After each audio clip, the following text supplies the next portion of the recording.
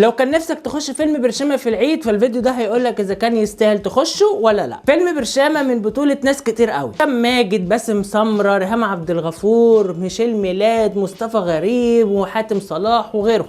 من تأليف شيرين دياب وخالد دياب وأحمد الزغبي، ومن إخراج خالد دياب. تعاون جديد من هشام ماجد وعائلة دياب بعد أشغال شقة. وهشام ماجد في آخر كام سنة مكتسح الدنيا، أعتقد مفيش فيلم ليه أو مسلسل عمله فشل. فهل المرة دي تكمل سلسلة النجاح دي ولا لا؟ فيلم برشامة زي ما احنا شفنا في التريلر بيتكلم عن مجموعة ناس داخلين إن هم يمتحنوا امتحان. الناس دي رايحة تمتحن امتحان منازل، فبنشوف الساعتين 3 بتوع الامتحان دول، وهي دي أحداث الفيلم. مراقب اللجنة بيحصل له حاجة، فكل اللي بيمتحن بيحاول يستغل اللي حصل ده على أتم وجه. دي الحكاية بكل بساطة. وسط بقى كل الأحداث دي كوميديا لحد لما تشبع، بتخرج بقى مواقف كتير علشان تضحك.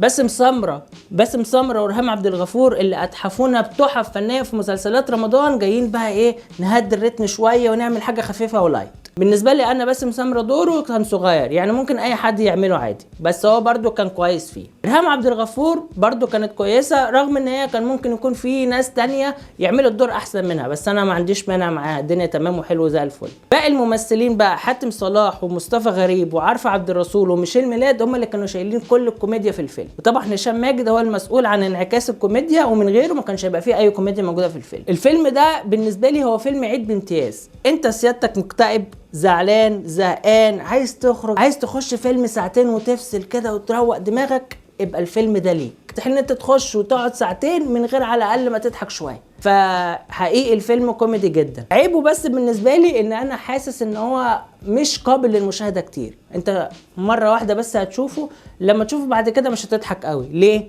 لان اغلب الافيهات بالنسبه لي انا متوقعه، اغلب الافيهات وقع على الحدث ده نفسه، وجايه من ارتجال الممثلين نفسهم، مش جايه من الموقف قوي. في حاجات جوه الموقف وجوه السياق، بس مع مرور الوقت والفرجه مش هيعجبك. بالنسبه لي مثلا مش زي الساده الافاضل انا لحد دلوقتي شايفه 3 أو 4 مرات وكل مره بضحك عادي، سواء كان في النص او الساده الافاضل او ايجي بيست او حتى هي كيمياء، فهو كل مدى الكيرف بتاعه بيعلى. في بقى نقطه ان اصلا اغلب الضحك كان جاي من مصطفى غريب. ليه؟ لان مصطفى غريب معتمد في كوميديته على انه هو رشاش افيهات ما بيهداش، هو مجرد ما الكاميرا هتيجي عليه هو هيرمي افيه 2 3 4. اعتقد هو ما مثلش بجنيه، هو كل ما الكاميرا تيجي عليه هو اللي هيقول افيه. والله بقى انت ضحكت تمام، ده قلش منك اللي جاي هيضحكك، ده برضو قلش اللي جاي هيضحكك. ممكن اضرب 10,000 افيه في الفيلم، فانت على الاقل هتضحك من شويه منهم. ده حلو. انا لحد دلوقتي غالبا ضحكت على كل حاجه هو قالها، بس مع مرور الوقت قدام انا شايف ان ده هيحرقه، لازم يهدي الريتم شويه، لان هو ممكن في وقت من الاوقات ده ما يبقاش خفيف، الافيهات اللي يقولها ما تبقاش حلوه. لكن حاليا انا تمام، بس دي نقطه لقدام يعني. كمال ابو رايه برضو كان عامل دور حلو قوي. احلى افيه ضحكني هو افيه جمع احد. حاتم صلاح كان دوره برضو حلو قوي، وكان شايل جزء كبير جدا من الكوميديا، لان هو البلطجي بقى بتاع القعده دي، وهو اللي لازم يحل الموقف. زي ما قلت ان معظم الافيهات كانت متوقعه، فده مش عيب، بس زي ما قلت هو مجرد بس فرجه مره واحده عشان تضحك وقتها. ففي النهايه فيلم برشامه هو فيلم جيد، وفيلم هتستمتع بيه جدا في العيد، وانصحكم ان انتوا تشوفوه.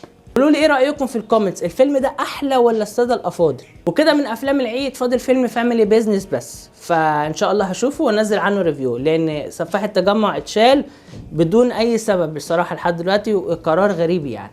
المهم ده كل اللي عندي حلقه النهارده، كنت معاكم شريف اشرف ودي قناه شيكوسات. اشوفكم ان شاء الله الفيديو الجاي. سلام.